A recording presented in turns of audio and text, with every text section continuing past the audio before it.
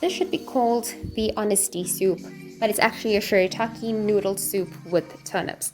But the only reason I made this was because my turnips were about to go bad and I had this really big pointless bag of shirataki noodles hanging about and I needed to get through that. In terms of actually cooking this, like most of my dishes, I need everything to be quick and efficient.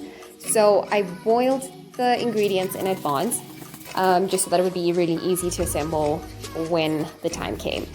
The cooking in this dish is actually very minimal. It's not anything that you need to stress yourself out about, and you can pretty much whip it up in like 10 minutes if your vegetables are cooked down. Alternatively, you don't have to cook them down because these are all kind of ingredients that are not something that can't be eaten raw or par cooked or whatever the case may be.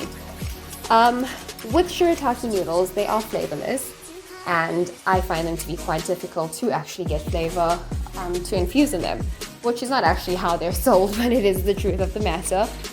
So I microwaved them with half of a soup sachet and the other half I added later on. For the actual dish itself, I just used coconut oil. It looks like I'm putting a lot. I'm not really. I was just fighting with it again. But it's actually about a tablespoon of coconut oil.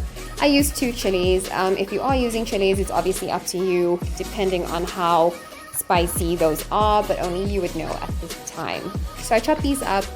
I'm adding mustard seeds and coriander seeds. It's not a very Chinese-y kind of spice, but it is something that I find is really good for anti-inflammatory benefits. So I'm adding a finely chopped onion to that, or half an onion rather.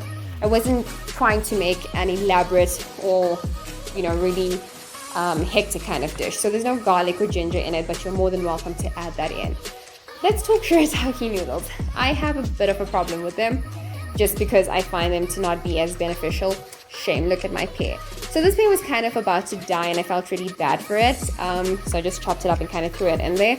But to be fair, the sweetness and the crunch from the actual pear actually gave this dish a different dimension. So I was quite happy about the decision to do that. Now you're going to stare at my turnips. They were really going bad. But the good news is the insides were perfectly fine, which teaches us to not judge a fruit by its peel, I guess. Back to the cooking. So while all of that is kind of just cooking down, you're not trying to fry the onions or the chilies, you're just trying to release the flavor. So it's more of a saute, I guess, and you're not trying to cook them down either. It's literally in the pot or pan for about a minute or 2, and then you can just season it with salt and pepper. I then add in the turnips so that that could cook down in the oil just a little bit. If you don't get all of it in, it's not the end of the world, they're already pre-cooked. And then I added in the pear and allow that to cook down. So back to the shirataki noodles. They are 0 calories, so if you do calorie count, that's kind of the only reason I would ever kind of encourage anyone to buy them or use them. I personally find them to be a bit pointless because they set my IBS off terribly, which is quite rare. I don't really get that affected by most things anymore. It also doesn't really do anything in terms of flavor, in terms of nutrition. It's just a lot of inverted commas weight loss properties, which is not something that I endorse.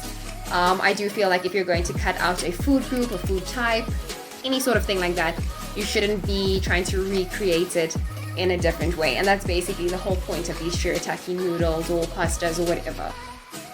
My kind of overall opinion of this is it turned out really, really great. I used the remnants of the pot to kind of just infuse a little bit more flavor into the broth, which was just basically me adding boiling water, the remaining soup sachet into that. It's a low sodium, low gluten, I don't know what gluten is. It has no gluten in it, and so it's not a bad instant soup to use. I used that, added that as the broth to it, so it was a really brothy, hearty kind of dish. Broths are great for your digestion. My only tip would be to use real people noodles and not these. It would be the only addition. Other than that, this was a really, really great lunch. It was homey, hearty, delicious, and I would have felt great had the shirataki noodles not killed my IBS. So I hope you give it a try, and I hope you like it.